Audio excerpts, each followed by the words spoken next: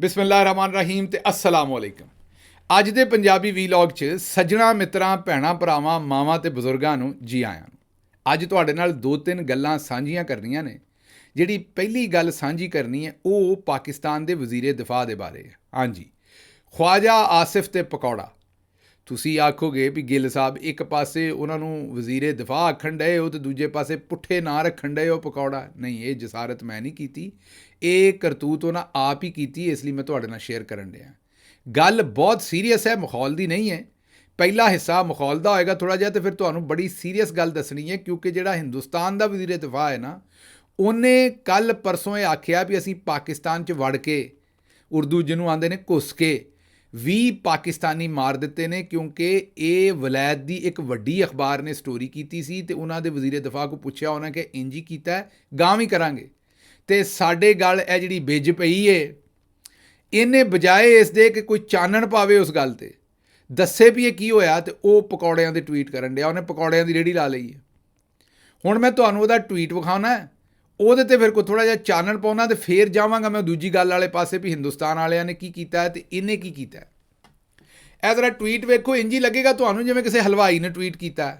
ਸਾਨੂੰ ਤਾਂ ਇਹੀ ਪਤਾ ਸੀ ਕਿ ਭਾਈ ਹੁਣੀ ਚੰਗੇ ਮੋਚੀ ਨੇ, ਮਤਲਬ ਕਿ ਪਾਲਿਸ਼ ਚੰਗੀ ਮਾਰਦੇ ਨੇ, ਪਹਿਲਾਂ ਬਾਜਵਾ ਸਾਹਿਬ ਦੇ ਮਾਰਦੇ ਰਹੇ ਨੇ, ਹੁਣ ਇੱਧਰ ਮਾਰਦੇ ਰਹੇ ਨੇ। ਤੇ ਜਿੱਡਾ ਇਹਨਾਂ ਦਾ ਇੰਟਰਸਟ ਇਸ ਪੂਰੇ ਟਵੀਟ 'ਚ ਪਕੌੜੇ ਤੇ ਤੇਲ ਤੇ ਹੈ ਨਾ, ਔਰ ਜਿੱਡੇ ਪਰੇਸ਼ਾਨ ਨੇ ਵੀ ਸਾਰਾ ਪਾਕਿਸਤਾਨ ਦਾ ਤੇਲ ਤੇ ਪਕੌੜਿਆਂ ਨੇ ਪੀ ਲੈਣਾ, ਤੇ ਮੈਂ ਕੀ ਕਰਾਂਗਾ। ਹੁਣ ਤੁਸੀਂ ਸੋਚਦੇ ਹੋਵੋਗੇ ਵੀ ख्वाजा ਸਾਹਿਬ ਨੇ ਕਿਹੜਾ ਤੇਲ ਪੀਣਾ। ਨਹੀਂ ਭਾਈ ਜੀ, ਤੇਲ ਨਹੀਂ ਪੀਣਾ, ਪਰ ਤੇਲ ਕਿਤੇ ਮਾਰਨਾ ਤੇ ਹੈ, ਮਾਲਸ਼ੀਏ ਨੇ ਨਾ।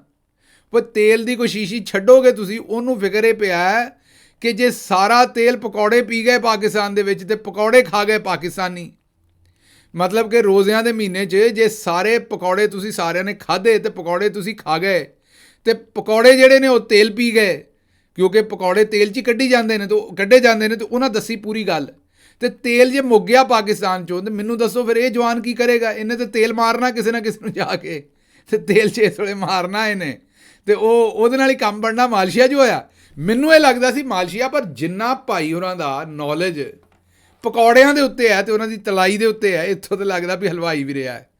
ਇਹ ਲੋਕੀ ਆਉਂਦੇ ਨੇ ਵੀ ਇਹਨਾਂ ਦੇ ਕੋਲ ਨਾਈ ਦਾ ਵੀ ਰਿਹਾ ਆਪਣਾ, ਮੇਰਾ ਮਤਲਬ ਕੰਮ ਆ ਉੱਥੇ ਦੁਬਈ ਦੇ ਵਿੱਚ, ਮੈਨੂੰ ਤਾਂ ਨਹੀਂ ਪਤਾ, ਪਰ ਸੋਸ਼ਲ ਮੀਡੀਆ 'ਤੇ ਮੁੰਡੇ ਆਉਂਦੇ ਨੇ ਵੀ ਨਾਈ ਦਾ ਵੀ ਉਹ ਕੰਮ ਰਹੀ ਰੱਖਿਆ ਉੱਥੇ ਲਈ ਰੱਖਿਆ। ਉਹ ਤੁਹਾਨੂੰ ਕਿਸੇ ਦਿਨ ਫਿਰ ਰੋਸ਼ਨੀ ਪਾਵਾਂਗੇ ਵੀ ਕਿਉਂਕਿ ਸਾਰੇ ਕੰਮ ਹੀ ਨਾਈ ਕਰ ਲੈਂਦਾ ਨਾ। ਉੱਥੇ ਚਾਹੁੰਦਾ ਸੀ ਵੀ ਅਰਬੀ ਸ਼ੇਖ ਜਿਹੜੇ ਬੜੇ ਬੜੇ ਨੇ, ਉਹ ਖਤਨੇ ਜਿਹੜੇ ਨੇ ਭਾਈ ਉਹਨਾਂ ਨੂੰ ਕਰਾਉਣ, ਲਾਗ ਸ਼ਾਗ ਚੰਗੇ ਮਿਲ ਜਾਂਦੇ ਨੇ। ਬਹਰਹਾਲ ਇਹ ਪਹਿਲਾਂ ਤਾਂ ਇਸ ਟਵੀਟ 'ਤੇ ਆ ਜਾਈਏ, ਜਰਾ ਟਵੀਟ ਵੇਖੋ ਫਿਰ ਅਗਲੀ ਗੱਲ ਕਰਨੇ। ਉਹਨਾਂ ਆਖਿਆ ਜੀ ਕਿ ਇੱਕ ਸਟੈਂਡਰਡ ਜਿਹੜਾ ਪਕੌੜਾ ਨਾ 13 ਗ੍ਰਾਮ ਦਾ ਹੁੰਦਾ, ਤੇ ਉਹ 3 ਗ੍ਰਾਮ ਤੇਲ ਪੀ ਜਾਂਦਾ ਜਿਸ ਵੇਲੇ ਉਹਨੂੰ ਫਰਾਈ ਕਰਦੇ ਨਾ ਤੇਲ ਦੇ ਵਿੱਚ, ਤੇ 3 ਗ੍ਰਾਮ ਤੇਲ ਉਹ ਖਿੱਚ ਜਾਂਦਾ। ਅੱਛਾ ਜੀ, ਇਹ ਪਕੌੜਾ ਨਾ ਹੋਇਆ, ਨਵਾਜ਼ ਸ਼ਰੀਫ ਹੋਇਆ ਜਿਹੜਾ ਏਡਾ ਮਾਮਲਾ ਖਿੱਚ ਗਿਆ, ਪਕੌੜੇ ਦੇ ਮਗਰ ਪੈ ਗਏ ਬਈ ਇਹ। ਤੇ ਉਹਨਾਂ ਕਿਹਾ ਜੀ ਲੈਟ ਸੇ 50 ਮਿਲੀਅਨ ਮੀਨ 5 ਕਰੋੜ ਪਾਕਿਸਤਾਨੀ ਅਗਰ ਹੋਣ, ਮਤਲਬ ਪਾਕਿਸਤਾਨੀ ਸਾਰਿਆਂ ਦੇ ਵਿੱਚੋਂ ਜੇ 5 ਕਰੋੜ ਪਾਕਿਸਤਾਨੀ ਰੋਜ਼ ਦਾ ਇੱਕ ਪਕੌੜਾ ਖਾਣ। ਅੱਛਾ, ਵੀ ਪਕੌੜਾ ਵੀ ਇੱਕ ਹੀ ਖਾਣਾ ਹੈ, ਚਲੋ ਠੀਕ। ਤੇ ਇਫਤਾਰ ਵੇਲੇ ਤੇ ਇਹਦੇ ਨਾਲ ਜਿਹੜਾ ਨਾ 150 ਟਨ ਜਿਹੜਾ ਨਾ ਉਹ ਦਿਨ ਦਾ ਤੇਲ ਲੱਗਦਾ। ਤੇ ਇਸ ਵੇਲੇ ਆਪੇ ਹੀ ਦੱਸਣ ਡਏ ਨੇ, ਮੈਂ ਨਹੀਂ, ਇਹਨਾਂ ਦੇ ਟਵੀਟ 'ਚ ਆਪ ਹੈ ਵੀ 600 ਰੁਪਈਏ ਦਾ ਲੀਟਰ ਤੇਲ ਹੈ ਇਸ ਵੇਲੇ। ਸੇਰ ਤੇਲ ਕਿਲੋ, ਇਹ ਲੀਟਰਾਂ 'ਚ ਹੁੰਦਾ ਸੀ, ਉਹਨੂੰ ਸੇਰ ਆਖਦੀ ਦਾ, ਕਿਲੋ ਆਖਦਾ। ਉਹ ਪਹਿਲਾਂ ਹੁੰਦਾ ਸੀ ਸੇਰ, ਉਹ ਜਦੋਂ ਜਿਸ ਵੇਲੇ ਡਾਲਡਾ ਜੰਮਿਆ ਹੋਇਆ ਲਈਦਾ ਸੀ ਨਾ, ਉਹ ਸੇਰ 'ਚ ਹੀ ਹੁੰਦਾ ਸੀ। ਇਹ ਹੁਣ ਕਿਉਂਕਿ ਪਿਘਲਿਆ ਹੋਇਆ ਤੇਲ ਹੁੰਦਾ ਤੇ ਲੀਟਰਾਂ 'ਚ ਹੀ ਹੁੰਦਾ। ਉਹਨਾਂ ਕਿਹਾ ਜੀ 600 ਰੁਪਈਏ ਲੀਟਰ ਹੈ। ਇਹਦਾ ਮਤਲਬ ਹੈ ਕਿ ਇਹ ਕੋਈ 9.5 ਮਿਲੀਅਨ ਡਾਲਰ ਜਿਹੜੇ ਨੇ ਨਾ, ਉਹਦੇ ਪਕੌੜੇ ਉਹਦਾ ਤੇਲ ਖਾ ਜਾਣਗੇ। ਪਕੌੜੇ ਨਹੀਂ, ਪਕੌੜਿਆਂ 'ਚ ਵੇਸਣ ਵੀ ਪੈਣਾ, ਕਈ ਕੁਝ ਪੈਣਾ। ਇਹ ਆਉਂਦੇ ਨੇ ਵੀ ਉਹਦੇ ਸਿਰਫ ਤੇਲ ਜਿਹੜਾ ਨਾ ਉਹ ਕੋਈ 3 ਅਰਬ ਰੁਪਈਏ ਦਾ। ਹਾਂਜੀ, 3 ਅਰਬ ਰੁਪਈਆ ਡਾਲਰਾਂ 'ਚ ਇਹਨਾਂ ਬਣਾਏ ਨੇ। ਮੈਂ ਉਹਨੂੰ ਕਨਵਰਟ ਕਰਨ ਦੀ ਕੋਸ਼ਿਸ਼ ਕੀਤੀ, ਉਹ ਕੋਈ ਤਕਰੀਬਨ 3 ਅਰਬ ਰੁਪਈਆ ਇਹਨਾਂ ਦੇ ਹਿਸਾਬ ਨਾਲ ਬਣਦਾ ਹੈ, ਜਿਹੜਾ ਇਹਨਾਂ ਬਣਾਇਆ ਵੀ ਪਾਕਿਸਤਾਨੀ ਜਿਹੜੇ ਨਾ ਉਹ ਇੰਨੇ ਦਾ ਪਕੌੜਿਆਂ ਦੇ ਵਿੱਚ। ਪਕੌੜਿਆਂ ਨੇ 3 ਅਰਬ ਦਾ ਤੇਲ ਪਕੌੜਿਆਂ ਨੇ ਪੀ ਜਾਣਾ ਹੈ, ਤੇ ਪਾਕਿਸਤਾਨੀਆਂ ਨੇ ਉਹ ਪਕੌੜੇ ਖਾ ਜਾਣੇ ਨੇ। ਘੱਟੋ ਘੱਟ ਇਹਨਾਂ ਦਾ ਐਸਟੀਮੇਟ ਹੈ। ਤੇ ਉਹਨਾਂ ਥੱਲੇ ਆਖਿਆ ਕਿ ਐ ਈਮਾਨ ਵਾਲੋ ਤੁਮ ਪਰ ਰੋਜ਼ੇ ਫਰਜ਼ ਹੈ, ਪਕੌੜੇ ਨਹੀਂ। ਬੱਲੇ ਬਈ ਬੱਲੇ, ਇਹ ਈਮਾਨ ਵਾਲਿਆਂ ਨੂੰ ਕੋਈ ਵੀ ਦੱਸੇ ਵੀ ਇਹਨਾਂ ਤੇ ਫਾਰਮ 45 ਜਾਂ 47 ਇਹ ਵੀ ਫਰਜ਼ ਨੇ। ਈਮਾਨ ਵਾਲਿਆਂ ਨੂੰ, ਈਮਾਨ ਵਾਲੇ ਕੋਈ ਇਹ ਭਾਈ ਉਹਨਾਂ ਨੂੰ ਇਹ ਵੀ ਦੱਸਣ ਕਿ ਐ ਈਮਾਨ ਵਾਲਿਓ, ਇੱਕ ਬੇਵਾ ਔਰਤ ਦੀ ਸੀਟ ਖੋਣੀ ਜਿਹੜੀ, ਉਹ ਵੀ ਈਮਾਨ ਵਾਲਿਆਂ ਤੇ ਫਰਜ਼ ਨਹੀਂ। ਬਹਰਹਾਲ ਉਹ ਤਾਂ ਖੈਰ ਇਹਨਾਂ ਦੀ ਕਰਤੂਤ ਹੈ, ਹਰ ਵਾਰੀ ਕਰਦੇ ਨੇ। ਔਰ ਮੈਂ ਤੁਹਾਨੂੰ ਦੱਸਿਆ ਵੀ ਤੇਲ ਦੇ ਬਾਰੇ ਪਰੇਸ਼ਾਨੀ ਵੀ ਇਹੀ ਹੈ ਵੀ ਤੇਲ ਮੁੱਕ ਗਿਆ ਤੇ ਭਾਈ ਹੁਣੀ ਮਾਲਿਸ਼ ਕਿੱਥੋਂ ਕਰਨਗੇ, ਉਹ ਤੇਲ ਹੋਏਗਾ ਤੇ ਕਰਨਗੇ ਨਾ।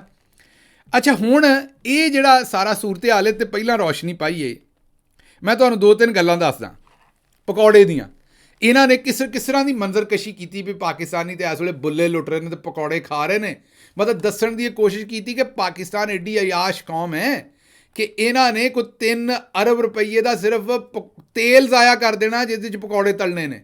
ਤੇ ਪਕੌੜੇ ਤੇ ਫਿਰ ਕੋਈ 15-20 ਅਰਬ ਦੇ ਹੋਣਗੇ ਹੀ ਨਾ, ਕਿਉਂਕਿ ਉਹਦੇ 'ਚ ਵੇਸਣ ਵੀ ਪੈਣਾ, ਬਾਕੀ ਚੀਜ਼ਾਂ ਵੀ। ਜੇ 3 ਅਰਬ ਦਾ ਸਿਰਫ ਪਕੌੜਿਆਂ ਨੇ ਤੇਲ ਪੀਣਾ ਤੇ ਫਿਰ ਪਕੌੜੇ ਤੇ ਬਹੁਤ ਅੱਗੇ ਤੱਕ ਨਿਕਲ ਗਿਆ ਕੰਮ। ਇਹ ਪਕੌੜਿਆਂ ਦੇ ਤੇ ਫਿਰ ਪਾਕਿਸਤਾਨ, ਅਗਰ ਪਾਕਿਸਤਾਨੀ ਪਕੌੜੇ ਖਾਣ ਛੱਡ ਦੇਣ ਤੇ ਪਾਕਿਸਤਾਨ ਤੇ ਅਮਰੀਕਾ ਬਣ ਜੂ ਇਸ ਹਿਸਾਬ ਨਾਲ। ਬਈ ਇਹ ਤੇ ਖਵਾਜੇ ਨੇ ਸਾਨੂੰ ਦੱਸਿਆ ਹੀ ਹੋਣੇ।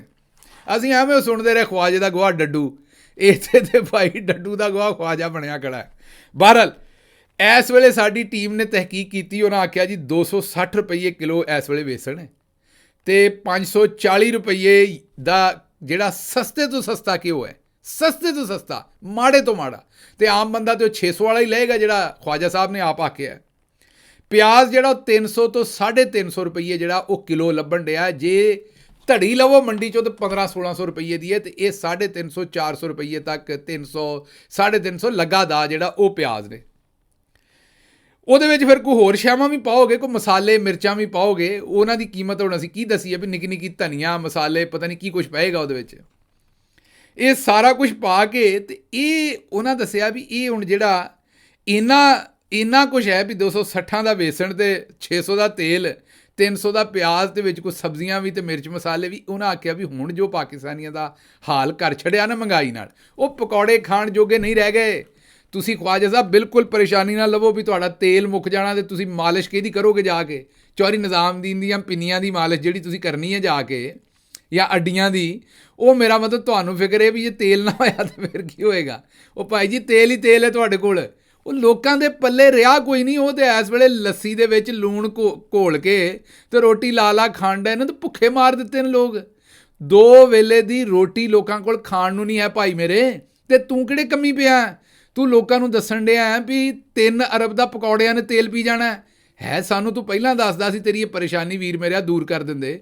ਪਾਕਿਸਤਾਨੀ ਤੇ ਇਸ ਵੇਲੇ ਆਪਣੀਆਂ ਜਾਨਾਂ ਲੈਂਦੇ ਫਿਰਦੇ ਨੇ, ਉਹਨਾਂ ਦੇ ਪੱਲੇ ਤੇ ਗੱਲ ਕੋਈ ਨਹੀਂ ਰਹਿ ਗਈ। ਜਿਵੇਂ ਤੁਸੀਂ ਮਹਿੰਗਾਈ ਕਰ ਛੁੱਟੀ, ਤਬਾਹੀ ਕਰ ਦਿੱਤੀ ਹੈ। ਬਿਜਲੀ ਦਾ ਯੂਨਿਟ 100 ਰੁਪਈਏ ਨੂੰ ਪੜਾ ਦਿੱਤਾ ਹੈ, ਗੈਸ ਮਹਿੰਗੀ ਕਰ ਦਿੱਤੀ ਹੈ।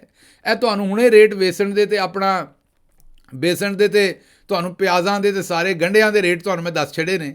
ਇੱਥੇ ਕਿਸੇ ਨੇ ਕੀ ਪਕੌੜੇ ਖਾਣੇ ਵੀਰ ਮੇਰਿਆ? ਇਸ ਵੇਲੇ ਤੇ ਲੋਕ ਜਿਹੜੇ ਨੇ ਉਹ ਕੋਈ 2 ਵੇਲੇ ਦੀ ਉਹਨਾਂ ਨੂੰ ਸੁੱਕੀ ਲੱਭ ਜਾਏ ਰੋਟੀ ਤੇ ਉਹਦੇ ਨਾਲ ਹੀ ਖੁਸ਼ ਨੇ। ਇਸ ਲਈ ਤੂੰ ਨਾ ਘਬਰਾ, ਨਾ ਤੇਰੀ ਇਕਨੋਮੀ ਤੇ ਨਾ ਤੇਰਾ ਮੁਲਕ ਜਿਹੜਾ ਉਹ ਪਕੌੜੇ ਨਹੀਂ ਖਰਾਬ ਕਰਨ ਲੱਗੇ।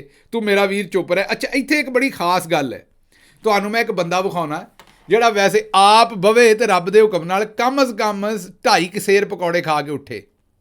ਮਤਲਬ ਉਹ ਮੇਰਾ ਵੀਰ ਜਿਹੜਾ ਉਹਦਾ ਮੂੰਹ ਮੇਰੇ ਜਿੱਡਾ ਹੀ ਹੈ ਵੀ ਮਤਲਬ 5-7 ਪਕੌੜੇ ਤੇ ਇੱਕ ਵੇਲੇ ਉਹ ਮੂੰਹ 'ਚ ਰੱਖਦਾ ਹੋਣਾ ਨਾ। ਮੈਂ ਖੁਰਮ ਦਸਤਗੀਰ ਸਾਹਿਬ ਦੀ ਗੱਲ ਕਰਦਾ ਵੀ ਇੱਕ ਦਾੜ ਦੇ ਉੱਤੇ ਇੱਕ ਪਕੌੜਾ ਰੱਖਦਾ ਹੋਣਾ, ਸ਼ੇਰ ਦਾ ਬੱਚਾ। ਮਤਲਬ ਜਿੱਡਾ ਕੁ ਭਾਈ ਉਹਨਾਂ ਦਾ ਮੂੰਹ ਹੈ ਉਹਦੇ ਵਿੱਚ ਤੇ ਕਈ ਪਕੌੜੇ ਇੱਕ ਵੇਲੇ ਹੀ ਚਲੇ ਜਾਂਦੇ ਹੋਣੇ ਨੇ। ਜਿਵੇਂ ਮਸ਼ੀਨ ਦੇ ਵਿੱਚ ਸਪਲਾਈ ਪੂਰੀ ਕਰਨਾ ਔਖੀ ਹੈ, ਉਵੇਂ ਹੀ ਸਾਡੀ ਜਿਹੜੀ ਬੇਬੇ ਜਾਂ ਭਰਜਾਈ ਜੀ ਹੋਣਗੇ, ਉਹ ਕੋ ਪਹਿਲਾਂ 2 ਸਿਰ ਪਕੌੜੇ ਕੱਢ ਕੇ ਤੇ ਫੇਰ ਹੀ ਭਾਈ ਉਹਨਾਂ ਨੂੰ ਛੱਡਦੀ ਹੋਏਗੀ ਉਹ ਡਿਸ਼ ਦੇ ਉੱਤੇ ਜਾਂ ਆਪਣਾ ਪਲੇਟ ਦੇ ਉੱਤੇ, ਕਿਉਂਕਿ 5-7 ਪਕੌੜੇ ਤੇ ਇੱਕ ਵਾਰੀ ਭਾਈ ਹੋਣੀ ਮੂੰਹ 'ਚ ਰੱਖ ਲੈਂਦੇ ਹੋਣੇ ਨੇ। ਉਹ ਜਿਸ ਵੇਲੇ ਸਾਡੀ ਹਕੂਮਤ ਸੀ ਨਾ, ਤੇ ਇਹ ਤਸਵੀਰ ਵੇਖੋ ਖੁਰਮ ਦਸਤਗੀਰ ਸਾਹਿਬ ਦੀ। ਪਹਿਲਾਂ ਇਹਨੇ ਤਸਵੀਰ ਵੇਖੋ, ਕਿੱਡੇ ਸੋਹਣੇ ਲੱਗ ਰਹੇ, ਕਿੱਡੇ ਖੁਸ਼ ਨੇ। ਇਹ ਦੱਸਣ ਲੋਕਾਂ ਨੂੰ ਡਏ ਨੇ ਵੀ ਇਮਰਾਨ ਖਾਨ ਨੇ ਬੜੀ ਮਹਿੰਗਾਈ ਕਰ ਦਿੱਤੀ ਹੈ, ਪਰ ਖੁਸ਼ ਕਿੱਡੇ ਨੇ ਇਹ ਜ਼ਰਾ ਹੁਣ ਵੇਖੋ ਵੀ ਉਹ ਦੱਸਣ ਪਤਾ ਕੀ ਡਏ ਨੇ? ਉਹ ਦੱਸਣ ਇਹ ਡਏ ਨੇ ਕਿ 680 ਰੁਪਈਆਂ ਦੇ ਵਿੱਚ 1 ਸਿਰ ਚੀਨੀ, 1 ਸਿਰ ਘਿਓ ਤੇ 2 ਸਿਰ ਆਟਾ ਜਿਹੜਾ ਨਾ ਉਹ ਸਾਰਾ ਕੁਝ 680 ਰੁਪਈਆਂ 'ਚ ਆ ਜਾਂਦਾ ਹੈ। ਹਾਂਜੀ, ਇਹ ਮੈਂ ਨਹੀਂ ਆਖਣ ਡਿਆ, ਉਹਨਾਂ ਦੀ ਪਰਚੀ ਹੈ, ਮੈਂ ਤੁਹਾਨੂੰ ਵਿਖਾ ਦਿੱਤੀ ਹੈ। ਉਹ ਦੱਸਣ ਡਏ ਨੇ ਤੁਹਾਨੂੰ ਵੀ ਇਮਰਾਨ ਖਾਨ ਦੇ ਜ਼ਮਾਨੇ ਦੇ ਵਿੱਚ ਇਹ 3/6 ਮਤਲਬ ਕਿ ਜੂਨ ਦੀ 3 ਤਰੀਕ 2021 ਦੀ ਪਰਚੀ ਕੱਟੀ ਹੈ। ਉਸ ਵੇਲੇ ਹੀ ਪਤਾ ਨਹੀਂ ਲੋਕਾਂ ਨੂੰ ਪਤਾ ਸੀ ਵੀ ਇਹ 47 ਵਾਲੇ ਨੇ। ਨਾਮ ਖਰੀਦਦਾਰ ਦੇ ਥਾਂ ਉਹਨੇ 84 ਲਿਖਿਆ ਹੋਇਆ, ਇਹਨਾਂ ਨੂੰ ਨੰਬਰ ਦਿੱਤੇ ਨੇ ਮੈਨੂੰ ਲੱਗਦਾ ਦੁਕਾਨਦਾਰਾਂ ਨੇ। ਤੇ ਇਹ ਭਾਈ ਹੋਰੀ ਆਪ ਦੱਸਦੇ ਨੇ ਵੀ ਸੇਰ ਚੀਨੀ, ਸੇਰ ਘਿਓ ਮਤਲਬ ਤੇਲ ਜਿਹੜਾ ਕੁਕਿੰਗ ਆਇਲ, ਤੇ ਆਪਣਾ 2 ਸਿਰ ਆਟਾ ਜਿਹੜਾ, ਅਤੇ ਹਾਂ ਇਹਦੇ ਵਿੱਚ ਮੈਂ ਭੁੱਲ ਗਿਆ ਇੱਕ ਗੱਲ, 2 ਸਿਰ ਆਟਾ ਤੇ 1 ਸਿਰ ਦਾਲ ਮੂੰਗ। ਹਾਂਜੀ, ਮਤਲਬ ਚੀਨੀ 1 ਸਿਰ, 2 ਸਿਰ ਆਟਾ, 1 ਸਿਰ ਘਿਓ ਤੇ 1 ਸਿਰ ਦਾਲ ਮੂੰਗ। ਉਹ ਕਈ ਬੰਦੇ ਮੂੰਗ ਵੀ ਪਾਉਂਦੇ ਨੇ ਪਕੌੜਿਆਂ 'ਚ। ਮਤਲਬ ਪੂਰਾ ਕੰਮ ਹੀ ਜਿਹੜਾ ਨਾ ਉਹ 600 ਰੁਪਈਏ ਦੇ ਵਿੱਚ ਸਾਰਾ ਕੁਝ ਆ ਜਾਂਦਾ ਸੀ। ਤੇ ਹੁਣ ਆਪ ਆਪਣੇ ਮੂੰਹ ਨਾਲ ਦੱਸਣ ਡਏ ਨੇ ਵੀ 600 ਰੁਪਏ ਲੀਟਰ ਤੇਲ ਹੈ। ਇਹ ਉਦੋਂ ਸਾਨੂੰ ਮਹਿੰਗਾਈ ਦੱਸਦੇ ਸਨ ਤੇ 118 ਰੁਪਈਆਂ ਦਾ ਲੀਟਰ ਜਿਹੜਾ ਨਾ 118 ਰੁਪਏ ਲੀਟਰ ਪੈਟਰੋਲ ਨੂੰ ਬਾਜੀ ਮਰੀਅਮ ਆਂਦੀ ਸੀ ਵੀ ਗਰੀਬ ਮਰ ਗਿਆ ਜੇ, ਲੁੱਟਿਆ ਗਿਆ ਜੇ, ਉਹਦਾ ਕੁਝ ਕਰੋ। ਤੇ ਹੁਣ 300 ਰੁਪਏ ਦੇ ਉੱਤੇ ਨਾ ਬਾਜੀ ਬੋਲਦੀ ਹੈ ਤੇ ਨਾ ਉਹ ਲੌਂਡਾ ਲਪਾੜਾ ਜੀ ਬੋਲਦੇ ਨੇ। ਉਹ ਵੀ 2 ਰੁਪਏ ਤੇਲ ਮਹਿੰਗਾ ਹੁੰਦਾ ਸੀ ਤੇ ਉਹ ਵੀ ਬਸ ਕੱਪੜੇ ਪਾੜ ਕੇ ਹੀ ਬਾਹਰ ਨਹੀਂ ਸੀ ਆਉਂਦਾ, ਬਾਕੀ ਤੇ ਇੰਨਾ ਪਟਾਖ ਪਾਉਂਦਾ ਸੀ, ਇੰਨੀਆਂ ਗੱਲਾਂ ਕਰਦਾ ਸੀ ਵੀ ਸਮਝ ਕੋਈ ਨਹੀਂ ਸੀ ਆਉਂਦੀ ਵੀ ਬਈ ਕਿੰਨੇ ਇੰਨੀ ਪਾਣ ਦਿੱਤੀ ਏ, ਇਹਦੀ ਬੱਤੀ ਕਿੰਨੇ ਉੱਤੇ ਕਰ ਦਿੱਤੀ ਇੰਨੀ ਭਾਈ ਜੀ। ਉਹ ਬੱਤੀ ਹੁਣ ਕੋਈ ਗਲਤ ਨਾ ਸਮਝ ਲੈ, ਉਹ ਦੀਵੇ ਦੇ ਵਿੱਚ ਬੱਤੀ ਹੁੰਦੀ ਹੈ। ਉਹ ਭਾਈ ਹੋਰਾਂ ਦੀ ਬੱਤੀ ਕਿਸੇ ਨੇ ਉੱਚੀ ਕਰ ਦਿੰਦਾ ਸੀ, ਜਿਵੇਂ ਦੀਵੇ ਦੀ ਬੱਤੀ ਉੱਚੀ ਕਰੀਦੀ ਹੈ ਨਾ। ਮੈਂ ਮਨਸੂਰ ਅਲੀ ਖਾਨ ਸਾਹਿਬ ਦੀ ਗੱਲ ਕਰਨਾ ਜੀ। 1 ਰੁਪਈਆ ਵੀ ਪੈਟਰੋਲ ਵੱਧ ਜਾਂਦਾ ਸੀ ਤੇ ਬਸ ਫਿਰ ਇੰਜ ਰੇਲੂ ਕੱਟੇ ਤਰ੍ਹਾਂ ਜਨਾਬ ਡਿੰਗਦਾ ਸੀ ਕਿ ਕੋਈ ਕੰਮ ਛੱਡਦਾ ਹੀ ਨਹੀਂ ਸੀ। ਤੇ ਹੁਣ 300 ਰੁਪਈਏ ਤੇ ਪਹੁੰਚਿਆ ਤੇ ਭਾਈ ਹੋਰਾਂ ਨੂੰ ਸਸਤਾ ਲੱਗਣ ਡਿਆ, ਬਾਜੀ ਮਰੀਅਮ ਨੂੰ ਵੀ ਸਸਤਾ ਲੱਗਣ ਡਿਆ। ਜਾਂ ਤਾਂ ਫਿਰ ਕਿਤੇ ਅਮੀਰ ਹੋ ਗਏ ਨੇ ਤੇ ਜਾਂ ਫਿਰ ਸਾਰੇ ਯਾਰ ਸੱਜਣ ਜਿਹੜੇ ਨੇ ਬੇਸ਼ਰਮ ਹੋ ਗਏ ਨੇ, ਇਹੀ ਹੋ ਸਕਦਾ। ਹੋਰ ਤੇ ਕੋਈ ਗੱਲ ਸਾਨੂੰ ਸਮਝ ਨਹੀਂ ਆਉਣ ਡਈ। ਅੱਛਾ ਜੀ, ਹੁਣ ਗਾਂਹ ਤੁਰਨੇ ਇਸ ਗੱਲ ਤੋਂ। ਪਕੌੜੇ ਵਾਲੀ ਗੱਲ ਤੇ ਹੋ ਗਈ, ਲੇਕਿਨ ਇਹ ਤੁਸੀਂ ਸੋਚਦੇ ਹੋਵੋਗੇ ਵੀ ਐਡਾ ਮੈਨੂੰ ਗੁੱਸਾ ਕਿਉਂ ਆਇਆ। ਇਹ ਗੁੱਸਾ ਇਸ ਤੋਂ ਆਇਆ ਕਿ ਕੱਲ ਬਲਕਿ ਪਰਸੋਂ ਇਹ ਵਲਾਇਤ ਦਾ ਬਹੁਤ ਵੱਡਾ ਅਖਬਾਰ ਹੈ ਗਾਰਡੀਅਨ। ਉਹ ਜਿਹੜਾ ਬੜਾ ਵੱਡਾ ਅਖਬਾਰ ਹੈ ਗਾਰਡੀਅਨ, ਉਹਨੇ ਇਹ ਖਬਰ ਦਿੱਤੀ। ਖਬਰ ਜਿਸ ਵੇਲੇ ਉਹਨੇ ਦਿੱਤੀ, ਹਰ ਸ਼ੈ ਹਿਲਾ ਕੇ ਰੱਖ ਦਿੱਤੀ। ਗਾਰਡੀਅਨ ਉੱਥੋਂ ਦਾ ਇੱਕ ਮੰਨਿਆ ਪਰਮੰਨਿਆ ਅਖਬਾਰ ਹੈ। ਜਿਹੜੇ ਬਰਤਾਨੀਆ ਦੇ 3 4 5 ਵੱਡੇ ਅਖਬਾਰ ਨੇ ਉਹਨਾਂ 'ਚੋਂ ਇੱਕ ਅਖਬਾਰ ਹੈ ਤੇ ਪੂਰੀ ਦੁਨੀਆ ਦੇ ਵਿੱਚ ਉਹ ਜਾਂਦਾ ਹੈ ਤੇ ਪੂਰੀ ਦੁਨੀਆ ਉਹਦੀ ਬੜੀ ਮਤਲਬ ਕਿ ਮੁਤਬਰ ਸਮਝਦੀ ਉਸ ਅਖਬਾਰ ਨੂੰ। ਉਹਨਾਂ ਨੇ ਇੱਕ ਬੜੇ ਮਹੀਨਿਆਂ ਦਾ ਕੰਮ ਕਰਨ ਤੋਂ ਬਾਅਦ ਉਸ ਅਖਬਾਰ ਨੇ ਇੱਕ ਸਟੋਰੀ ਫਾਈਲ ਕੀਤੀ, ਇੱਕ ਰਿਪੋਰਟ ਦਿੱਤੀ। ਸਾਡੇ ਤਰ੍ਹਾਂ ਨਹੀਂ ਸੁਣੀ ਸੁਣਾਈ, ਪੂਰੇ ਕਾਗਜ਼ ਲਾ ਕੇ, ਹਰ ਸ਼ੈ ਸਬੂਤ ਲਾ ਕੇ ਉਹਨਾਂ ਰਿਪੋਰਟ ਦਿੱਤੀ ਕਿ ਜਿਹੜੀ ਹਿੰਦੁਸਤਾਨ ਦੀ ਖੁਫੀਆ ਏਜੰਸੀ ਹੈ ਨਾ, ਜਿਵੇਂ ਸਾਡੀ ISI ਹੈ ਤੇ ਉਹਨਾਂ ਦੀ ਰॉ ਹੈ। ਉਹ ਅਸੀਂ ਉਰਦੂ ਪੰਜਾਬੀ 'ਚ ਰਾਹ ਆਖਦੇ ਨੇ, ਅੰਗਰੇਜ਼ੀ ਵਾਲੇ ਰॉ ਆਖਦੇ ਨੇ। ਅਤੇ ਉਹ ਜਿਹੜੀ ਰਾਹ ਹੈ ਨਾ, ਉਹਨੇ ਪਾਕਿਸਤਾਨ ਦੇ ਵਿੱਚ ਵੜ ਕੇ 20 ਪਾਕਿਸਤਾਨੀ ਮਾਰ ਦਿੱਤੇ ਨੇ, ਕਤਲ ਕਰ ਦਿੱਤੇ ਨੇ ਪਿਛਲੇ 2 ਸਾਲਾਂ 'ਚ। ਉਹਨਾਂ ਕਾਗਜ਼ਾਤ ਲਾ ਕੇ ਬੰਦਿਆਂ ਦੇ ਨਾਂ ਦੱਸ ਕੇ ਦੱਸਿਆ ਵੀ ਕਰਾਚੀ ਦੇ ਵਿੱਚ ਜ਼ਾਹਿਦ ਸਾਹਿਬ ਸਨ, ਉਹਨਾਂ ਨੂੰ ਕਤਲ ਕੀਤਾ। ਉਹਨਾਂ ਦੇ ਨਾਲ ਗੱਲ ਕਰਦੀ ਰਹੀ ਰਾਤ ਦੀ ਕੁੜੀ ਜਿਹੜੀ, ਉਹ ਨਿਊਯਾਰਕ ਟਾਈਮ ਦਾ ਰਿਪੋਰਟਰ ਬਣ ਕੇ ਉਹ ਗੱਲ ਕਰਦੀ ਰਹੀ ਕਿ ਮੈਂ ਨਿਊਯਾਰਕ ਟਾਈਮ ਦੀ ਸਾਫੀ ਹਾਂ।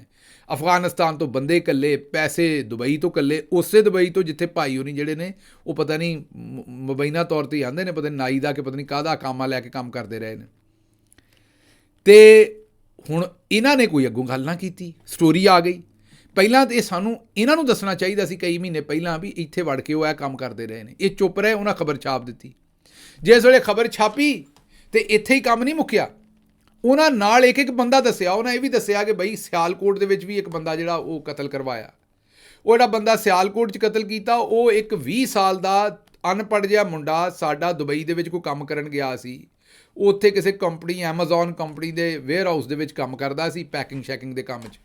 ਉਹਨੂੰ ਉੱਥੇ ਉਹਨਾਂ ਨੇ 15 ਲੱਖ ਰੁਪਈਆ ਦਿੱਤਾ ਅਤੇ ਵਾਅਦਾ ਕੀਤਾ ਵੀ ਤੈਨੂੰ 1.5 ਕਰੋੜ ਵੀ ਦੇਵਾਂਗੇ ਹੋਰ, ਅਤੇ ਨਾਲ ਤੇਰਾ ਕਾਰੋਬਾਰ ਸੈੱਟ ਕਰਕੇ ਦੇਵਾਂਗੇ ਕੇਟਰਿੰਗ ਦਾ, ਜਿਹੜਾ ਖਾਣਾ ਛਾਣਾ ਵਰਤਾਉਂਦੇ ਨੇ ਦੁਬਈ ਦੇ ਵਿੱਚ, ਅਤੇ ਤੂੰ ਜਾ ਬੰਦਾ ਮਾਰ ਕੇ ਆ। ਉਹ ਆਇਆ ਅਤੇ ਉਹਨੇ ਇੱਥੇ ਬੰਦਾ ਫੜਕਾ ਦਿੱਤਾ ਮਸੀਤ 'ਤੇ ਸਵੇਰੇ ਸਵੇਰੇ ਨਮਾਜ਼ ਪੜ੍ਹਦਾ। ਇਹ ਸਾਰੇ ਕੰਮ 2 ਸਾਲ ਹੁੰਦੇ ਰਹੇ, ਸਾਨੂੰ ਕਿਸੇ ਨੇ ਦੱਸਿਆ ਨਾ, ਸਾਡੀ ਕਿਸੇ ਏਜੰਸੀ ਨੇ ਦੱਸਿਆ, ਨਾ ISPR ਦੱਸਿਆ, ਅਤੇ ਨਾ ਇਹ ਭਾਈ ਉਹਨਾਂ ਨੇ ਦੱਸਿਆ। ਜ਼ਾਹਿਰ ਹੈ ਜਿਸ ਵੇਲੇ ਖਬਰ ਗਾਰਡੀਅਨ ਕਰ ਰਿਹਾ ਸੀ, ਅਤੇ ਮੈਂ ਤੁਹਾਨੂੰ ਦੱਸਿਆ ਵੀ ਜਿਹੜੇ ਮੰਨੇ ਪਰਮੰਨੇ ਅਖਬਾਰ ਨੇ ਨਾ, ਪੂਰਾ ਕੰਮ ਕਰਦੇ ਨੇ ਪਹਿਲਾਂ। ਉਹਨਾਂ ਨੇ ਜ਼ਾਹਿਰ ਹੈ ਰਾਬਤਾ ਕੀਤਾ ਪਾਕਿਸਤਾਨ ਨਾਲ ਵੀ, ਹਿੰਦੁਸਤਾਨ ਨਾਲ ਵੀ।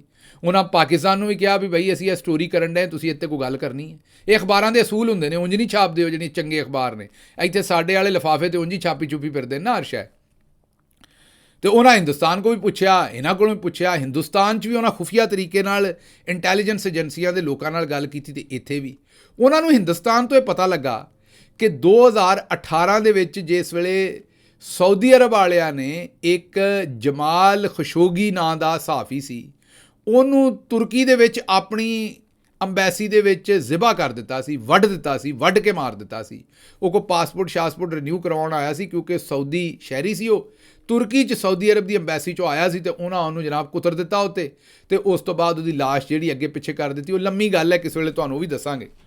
ਉਹਨਾਂ ਕਿਹਾ ਜਦੋਂ 2018 ਦੇ ਵਿੱਚ ਇਹ ਹੋਇਆ ਨਾ, ਇਹ ਗਾਰਡੀਅਨ ਆਖਣ ਡਿਆ, ਅਤੇ ਹਿੰਦੁਸਤਾਨ ਦਾ ਜਿਹੜਾ ਪ੍ਰਾਈਮ ਮਿਨਿਸਟਰ ਹੈ ਨਾ ਮੋਦੀ, ਉਹਦੇ ਦਫ਼ਤਰ 'ਚ ਇੱਕ ਮੁਲਾਕਾਤ ਹੋਈ ਤਾਂ ਉਹਨਾਂ ਕਿਹਾ ਵੀ ਜੇ ਉੱਥੇ ਹੋ ਸਕਦਾ ਤੇ ਅਸੀਂ ਕਿਉਂ ਨਹੀਂ ਕਰ ਸਕਦੇ। ਤੇ ਅਸੀਂ ਫਿਰ ਉਸ ਵੇਲੇ ਕੰਮ ਸ਼ੁਰੂ ਕੀਤਾ ਤੇ ਅਸੀਂ UAE ਦੇ ਵਿੱਚ ਆਪਣਾ ਪੂਰਾ ਸਿਸਟਮ ਬਣਾਇਆ। ਇਹ ਗਾਰਡੀਅਨ ਲਿਖਦਾ ਹੈ ਤੇ ਉਹ ਆਉਂਦੇ ਨੇ ਫਿਰ ਪਾਕਿਸਤਾਨ 'ਚ ਆ ਕੇ ਤੇ ਅਸੀਂ 20 ਬੰਦੇ ਮਾਰ ਛੱਡੇ। ਇਹ ਗਾਰਡੀਅਨ ਨੇ ਜਿਸ ਵੇਲੇ ਸਟੋਰੀ ਦਿੱਤੀ ਤੇ ਸਾਡੇ ਵਾਲੇ ਪਾਸੇ ਤੇ ਬਸ ਚੁੱਪ ਰਹਿ ਮੀਆਂ ਅਬਦੁਲ ਸਤਾਰਾ। ਇੱਥੋਂ ਇਹਨਾਂ ਨੇ ਇੱਕ ਐਵੇਂ ਹੀ ਇੱਕ ਸਟੇਟਮੈਂਟ ਜੀ ਫਾਰਨ ਆਫਿਸ ਨੇ ਜਾਰੀ ਕਰ ਦਿੱਤੀ ਤੇ ਗੱਲ ਖਤਮ। ਇਹ ਜਿਹੜਾ ਫਾਰਨ ਮਿਨਿਸਟਰ ਹੈ ਉਸ ਵੇਲੇ ਇਹ ਪਕੌੜਿਆਂ 'ਤੇ ਰਿਸਰਚ ਕਰ ਰਿਹਾ ਸੀ, ਜਿਹੜੀ ਮੈਂ ਤੁਹਾਨੂੰ ਦੱਸਿਆ ਫਾਰਨ ਕਹਿ ਦਿੱਤਾ, ਡਿਫੈਂਸ ਮਿਨਿਸਟਰ ਸਾਡਾ ਉਸ ਵੇਲੇ ਪਕੌੜਿਆਂ ਦੇ ਉੱਤੇ ਰਿਸਰਚ ਕਰ ਰਿਹਾ ਸੀ, ਇਹਨੇ ਕੋਈ ਜਵਾਬ ਨਾ ਦਿੱਤਾ। ਅੱਛਾ ਖੈਰ ਚਲੋ ਇੱਥੇ ਵੀ ਠੀਕ ਹੈ ਵੀ ਅਖਬਾਰ ਨੇ ਸਟੋਰੀ ਦਿੱਤੀ, ਤੁਸੀਂ ਨਹੀਂ ਗੱਲ ਕਰਨਾ ਚਾਹੁੰਦੇ, ਤੁਸੀਂ ਬਸ ਹੁਣ ਇਸ ਵੇਲੇ ਠੰਡੇ ਹੋਏ ਹੋ ਤਾਂ ਠੀਕ ਹੈ। ਅਗਲੇ ਦਿਨ ਜਿਹੜਾ ਹਿੰਦੁਸਤਾਨ ਦਾ ਵਜ਼ੀਰ ਦਿਫਾ ਸੀ ਉਹਦਾ ਇੰਟਰਵਿਊ ਲੈ ਲਿਆ ਉੱਥੋਂ ਦੇ ਇੱਕ TV ਨੇ। ਉਹਨਾਂ ਸਿੱਧਾ ਹੀ ਸਵਾਲ ਪੁੱਛਿਆ ਜੀ ਇਹ ਗਾਰਡੀਅਨ ਨੇ ਕਿਹਾ ਇਹ ਕੀਤਾ। ਉਹ ਅਸੀਂ ਸਾਰੇ ਤਵੱਕੋ ਕਰ ਰਹੇ ਸਨ ਵੀ ਉਹ ਡਿਪਲੋਮੈਟਿਕ ਜਿਹਾ ਜਵਾਬ ਦੇਵੇਗਾ, ਮੁਲਕਾਂ ਨੇ ਕੰਮ ਕੀਤਾ ਵੀ ਹੋਵੇ ਤੇ ਉਹ ਨਹੀਂ ਮੰਨਦੇ।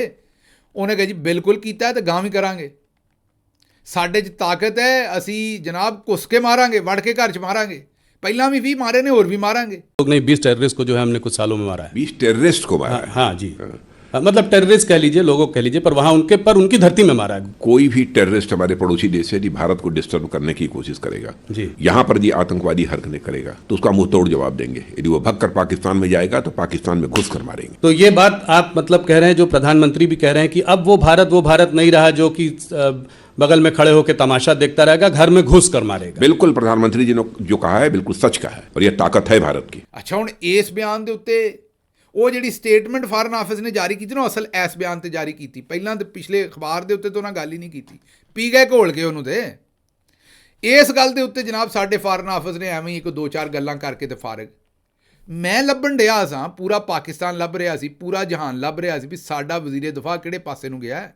ਉਹ ਵੀ ਬੋਲੇ ਅੱਗੋਂ, ਕੂਏ ਬੋਲੇ ਕੋਈ, ਉਹ ਅੱਜ ਕੂਆ ਬੋਲਿਆ ਜੇ ਉਹਨੇ ਦੱਸਿਆ, ਉਸ ਮੂਰਖ ਨੇ ਦੱਸਿਆ ਵੀ ਮੈਂ 2-3 ਦਿਨਾਂ ਤੋਂ ਇਹ ਹਿਸਾਬ ਲਾਉਣ ਡਿਆ ਸੀ ਵੀ ਪਕੌੜੇ ਤੇਲ ਕਿੰਨਾ ਪੀਂਦੇ ਨੇ। ਲੈ ਦੱਸੋ, ਕਰੋ ਗੱਲ ਹੁਣ। ਲਓ ਹੁਣ ਇਹਨੇ ਅਵਾਰਡ ਜਿੱਤਣਾ ਜੇ ਪੂਰੀ ਦੁਨੀਆ 'ਚੋਂ, ਇਹਨੂੰ ਪੂਰੀ ਦੁਨੀਆ ਨੇ ਅਵਾਰਡ ਦੇਣਾ ਵੀ ਬਈ ਮੱਲਾ ਤੂੰ ਇਹ ਗੱਲ ਲੱਭ ਲਿਆ ਵੀ ਇੱਕ ਪਕੌੜਾ ਜਿਹੜਾ 3 ਗ੍ਰਾਮ ਤੇਲ ਪੀਂਦਾ। ਹੁਣ ਲਾਠੀ ਲੈ ਕੇ ਬਹਿ ਜਾ ਮੇਰਾ ਵੀਰ ਪਕੌੜਿਆਂ ਦੇ ਉੱਤੇ ਤੇ ਮਾਰਿਆ ਕਰ ਉਹਨਾਂ ਦੇ ਖੁੰਨਿਆਂ ਤੇ, ਉਹਨਾਂ ਨੂੰ ਦੱਸਿਆ ਕਰ ਵੀ ਤੇਲ ਘੱਟ ਪੀਓ, ਉਵੇਂ ਤੇਲ ਤੋਂ ਪੈਸੇ ਬਚਾ ਕੇ ਮੈਂ ਮੁਲਕ ਚਲਾਉਣਾ। ਬੱਲੇ ਬਈ ਸ਼ੇਰ ਬੱਗਿਆ, ਤੇਰੇ ਵਰਗੇ ਜਿਹੜੇ ਡਿਫੈਂਸ ਮਿਨਿਸਟਰ ਕਿਸੇ ਮੁਲਕ ਨੂੰ ਲੱਭ ਜਾਣਾ, ਕਿਤੇ ਖੁਦਾ ਨਾ ਖਾਸਤਾ ਰੱਬ ਨਾ ਕਰੇ ਕੋਈ ਭੈੜਾ ਵੇਲਾ ਆਵੇ, ਤੇਰੀ ਲੋੜ ਹੋਵੇ ਤੇ ਉਹ ਸਾਨੂੰ ਪਤਾ ਲੱਗੇ ਵੀ ਤੂੰ ਹਿਸਾਬ ਲਾਉਣ ਡਿਆ ਵੀ ਪਕੌੜੇ ਜਿਹੜੇ ਤੇਲ ਕਿੰਨਾ ਪੀਂਦੇ ਨੇ। ਇਹਨੂੰ ਆਂਦੇ ਨੇ ਸਾਰੀ ਜ਼ਿੰਦਗੀ ਸੁਣਦੇ ਰਹੇ, ਭੈੜਾ ਜਿਹਾ ਮੁਹਾਵਰਾ ਸੀ, ਸਾਰੀ ਜ਼ਿੰਦਗੀ ਸੁਣਦੇ ਰਹੇ, ਸਮਝ ਨਹੀਂ ਸੀ ਆਉਂਦੀ ਥੁੱਕ 'ਚ ਪਕੌੜੇ ਕੱਢਣਾ, ਸਾਨੂੰ ਸਮਝ ਨਹੀਂ ਸੀ ਆਉਂਦੀ ਇਸ ਗੱਲ ਦੀ, ਭੈੜੀ ਜੀ ਗੱਲ ਸੀ ਥੁੱਕ ਤੇ ਪਕੌੜੇ ਖਾਣ ਵਾਲੀ ਸ਼ੈ ਹੈ ਤੇ ਥੁੱਕ 'ਚ ਪਕੌੜੇ ਕੱਢਣਾ, ਇਹਦੀ ਗੱਲ ਕਦੇ ਸਮਝ ਨਹੀਂ ਸੀ ਆਈ ਜ਼ਿੰਦਗੀ 'ਚ। ਇਹ ਮੁਹਾਵਰਾ ਬਜ਼ੁਰਗਾਂ ਕਿਉਂ ਬਣਾ ਛੱਡਿਆ। ਲਓ ਹੁਣ ਸਮਝ ਆਈ ਵੀ ਇਹੋ ਜਿਹੀਆਂ ਖੱਚਾਂ ਵਾਸਤੇ ਬਣਾਇਆ ਸੀ। ਇਹ ਕੱਢਣ ਡਿਆ ਜੇ ਥੁੱਕ 'ਚ ਪਕੌੜੇ, ਬਜਾਏ ਇਸ ਦੇ ਕਿ ਉੱਥੋਂ ਦੇ ਵਜ਼ੀਰ ਦਿਫਾ ਨੂੰ ਜਵਾਬ ਦੇਵੇ, ਇੱਥੇ ਸਾਨੂੰ ਇਹ ਗੱਲਾਂ ਸੁਣਾਉਣ ਡਿਆ ਜੇ। ਗੱਲ ਮੈਂ ਤੁਹਾਡੇ ਨਾਲ ਇੱਕ ਹੋਰ ਵੀ ਕਰਨੀ ਸੀ, ਉਹ ਵੀ ਬੜੀ ਖਾਸ ਗੱਲ ਸੀ, ਪਰ ਹੁਣ ਗੱਲ ਇਹ ਹੀ ਇੰਨੀ ਲੰਮੀ ਹੋ ਗਈ, ਵਕਤ ਪੂਰਾ ਹੋ ਗਿਆ ਤੇ ਮੈਨੂੰ ਹੁਣ ਦਿਓ ਇਜਾਜ਼ਤ ਤੇ ਵਸਦੇ ਰਹੋ, ਰੱਬ ਰਾਖਾ।